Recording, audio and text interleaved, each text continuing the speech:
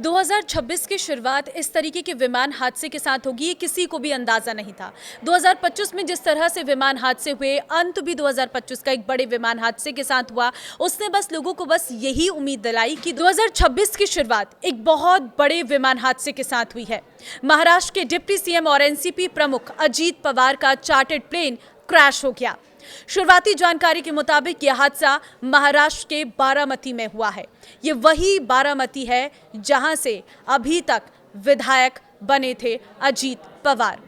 नमस्कार, मैं हूं आपके साथ ममता तिवारी और आप देख रहे हैं न्यूज़ 18 का डिजिटल प्लेटफॉर्म। 2025 जिसे कोई याद नहीं करना चाहता, क्योंकि 2025 में बड़े बड़े विमान हादसे हुए जिसने कई लोगों की जान ले ली। 2026 ऐसा ना हो इसकी सभी को उम्मीद थी, लेकिन उम्मीद से इतर पहला हादसा 2026 का घटित हुआ है जिसमें 5 से 6 लोगों की जान चली गई है। बताया जा रहा है कि हादसा महाराष्ट्र के बारामती में बुधवार सुबह 8:45 पर हुआ, जब प्लेन लैंड कर रहा था। इस विमान में 5 से 6 लोग सवार थे और सभी की जान चली गई है। इस हादसे में अजीत पवार के साथ 5 से 6 लोगों की जान चली गई।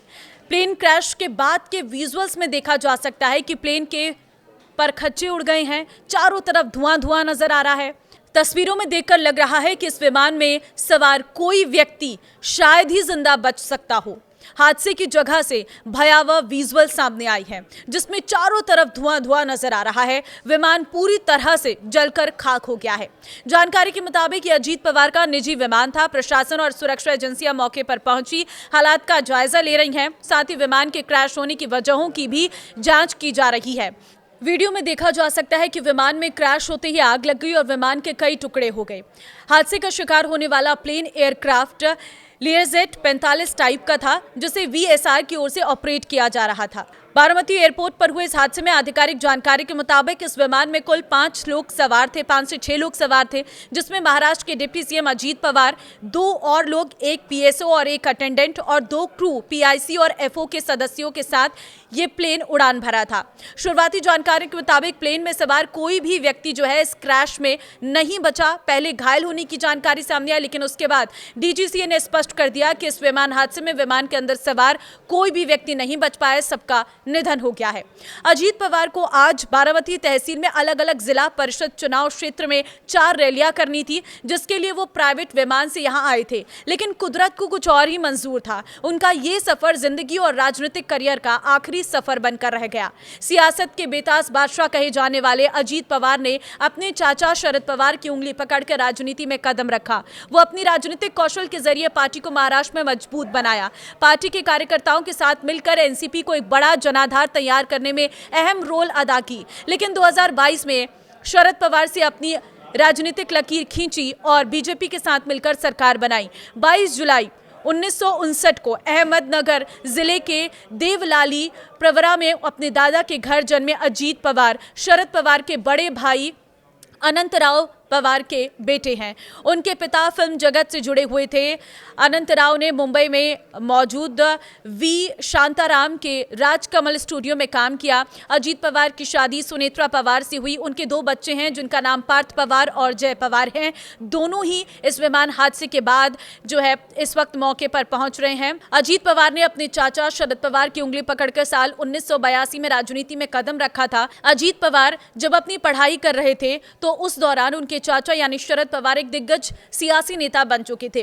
राजनीति में कदम रखने के बाद सबसे पहले उन्होंने एक सहकारी चीनी कारखाने के बोर्ड के लिए चुने गए थे और वो पुणे सहकारी बैंक के अध्यक्ष के रूप में चुने गए और 16 साल तक इस पद पर ही वो काबिज रहे। साल 1991 में पहली बार बारामती संसदीय क्षेत्र से लोकसभा चुनाव लड़ा, लेकिन बाद में उन्होंने ये सीट अपने चाचा शरद पवार के लिए खाली कर दी। इसके बाद शरद पवार केंद्र में पीवी नरसिम्हा राव सरकार में रक्षा मंत्री बने। यहीं से शरद पवार केंद्र की राजनीति में खुद को सक्रिय कर लिया तो अजीत पवार महाराष्ट्र की सियासत की कमान अपने हाथ में ले लिया। अजीत पवार ने अपनी मेहनत और लगन के बाद खुद को शरद पवार के सियासी वारिस के तौर पर महाराष्ट्र में स्थापित किया। महाराष्ट्र की राजनीति पर अपनी पकड़ मजबूत बना ली। इसके बाद साल 1995 में वो पहली बार पुणे जिले में बारामती विधानसभा निर्वाचन क्षेत्र से विधायक बने।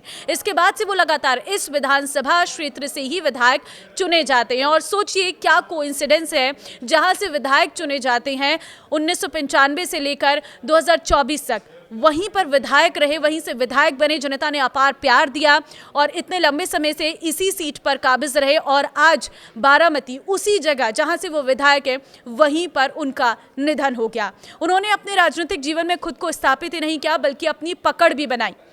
अजीत पवार ने अपने 45 साल के सियासी सफर में 1 बार सांसद और 7 बार विधायक रहे। उन्होंने खुद को महाराष्ट्र की राजनीति तक सीमित रखा। सरकार में रहते उन्होंने कई महत्वपूर्ण मंत्री पद संभालने का तजुर्बा भी है। लेकिन आज महाराष्ट्र के डिप्टी सीएम और एनसीपी नेता अजीत पवार के निधन ने पूरी तरह से महाराष्ट्र के लोगों को, उनके समर्थकों को शोक में डुबो दिया है।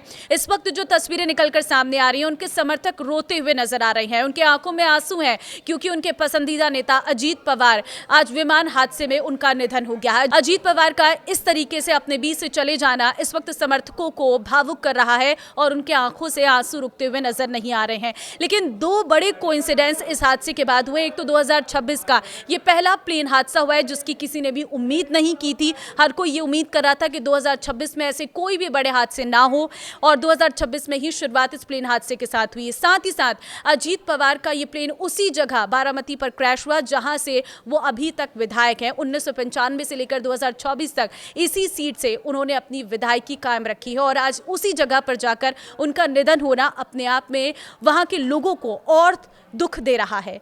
फिलहाल आप क्या कहेंगे अजीत पवार की राजनीति पर, इस हादसे पर? मुझे कमेंट में अपनी राय जरूर दें।